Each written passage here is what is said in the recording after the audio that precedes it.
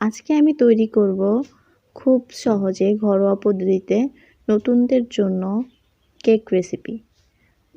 তাহলে দেরি না করে চলেন রেসিপিটি শুরু করে দেওয়া যাক।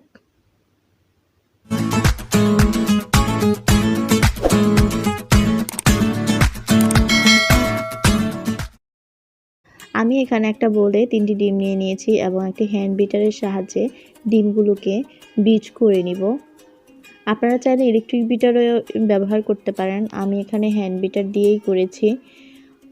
যেহেতু আমি এখানে হ্যান্ড বিটার ব্যবহার করেছি সেজন্য আমাকে একটু সময় নিয়ে বিট করতে হবে, কারণ ডিমটা যত ভালো বিট হবে আমাদের কেকটাও তত বেশি ভালো হবে। আমার বিট করা হয়ে গেছে, আপনারা দেখলেই বুঝবেন উপরে ফেনা উঠেছে, তার মানে আমার বিট করাটা হয়ে গেছে। এখন আমি এখানে 1 কাপ পরিমাণ চিনি দিয়ে দিব। চিনিটা ডিমের সাথে খুব ভালোভাবে মিশিয়ে নিতে হবে।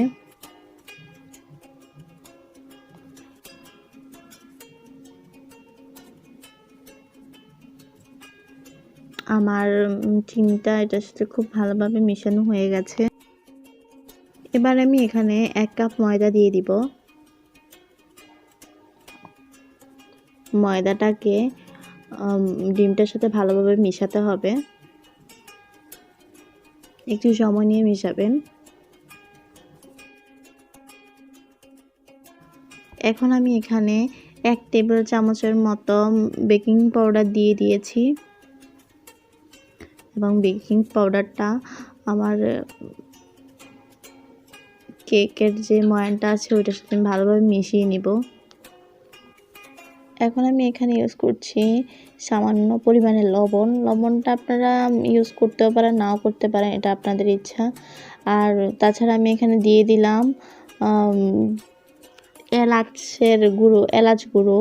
যেহেতু আমার কাছে বাসায় ভ্যানিলা এসেন্স নেই, আপনারা চাইলে ভ্যানিলা এসেন্সটাও ইউজ করতে পারেন। আমি এলাচের গুঁড়োটা দিয়েই করে নিলাম।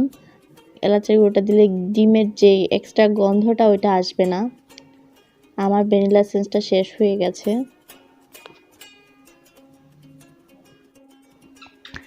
এখন আমি এখানে 1 কাপের মতো তেল দিয়ে দিব। তেলটা মাস্টার আপনাদেরকে ইউজ করতে হবে।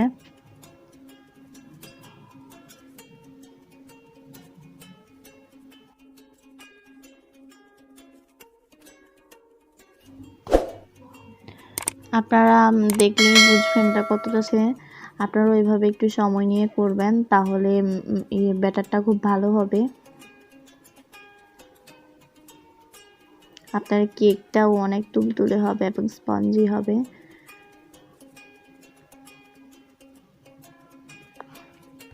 এবার আমি একটা টিফিন বক্সে একটা কাগজ দিয়ে দিয়েছি এবং উপরে তেল ব্রাশ করে নিয়েছি এবং এটার উপরে আমি যে আমার ব্যাটারটা ছিল ওইটা আমি ঢেলে দিচ্ছি। আপনারা চাইলে কেকের স্ট্রেনারও ইউজ করতে পারেন। যেহেতু আমি নতুনদের জন্য করছি তাই ঘরোয়া উপকরণেই করার চেষ্টা করেছি। এবার আমি চুলায় একটা কড়াই বসিয়ে নিয়েছি এবং এতে একটা স্ট্যান্ড বসিয়ে নিয়েছি। এই স্ট্যান্ডটার উপরে আমি এখন টিফিন বক্সটি বসিয়ে দিব এবং উপরে একটা ঢাকনা দিয়ে ঢেকে দিয়েছি। এবার আমি এটাকে মাঝারি হিটে প্রায় 45 মিনিটের মতো বেক করে নিয়েছি। ফিরে আসছি 45 মিনিট পর।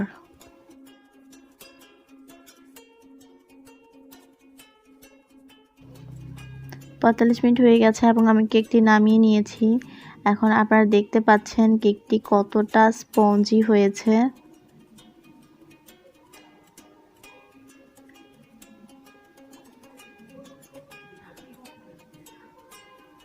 নতুনরা অবশ্যই ট্রাই করে দেখতে পারেন। আশা করছি ভালো হবে এবং আপনারা রেসিপিটি ট্রাই করে আমাকে অবশ্যই কমেন্ট বক্সে জানাবেন কেমন হয়েছে। ধন্যবাদ।